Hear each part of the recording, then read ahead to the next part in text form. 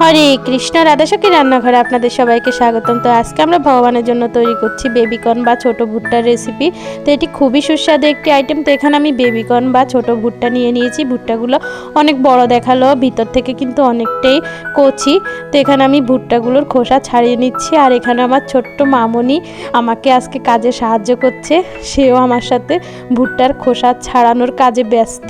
তো যাই হোক, তো এই রেসিপিটি এত সুস্বাদু যে এই আইটেমটা দিয়ে আপনি এক থালা অন্ন নিমেষেই শেষ করে ফেলতে পারবেন। তো এই যে এভাবে আমি সবগুলো ভুট্টার খোসা ছাড়িয়ে নেব। দেখুন ভিতরটা কিন্তু এখনও হলুদ হয়নি, সাদাই আছে, মানে এখনও অনেকটাই কচি। তো এই যে আমি কর্নগুলোর খোসা ছাড়িয়ে নিয়েছি। এখন আমি এগুলোকে ছোট ছোট করে গোল গোল করে কেটে নিয়েছি।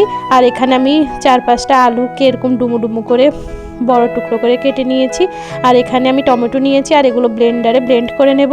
তা আলুগুলো আমি প্রথমে সিদ্ধ করে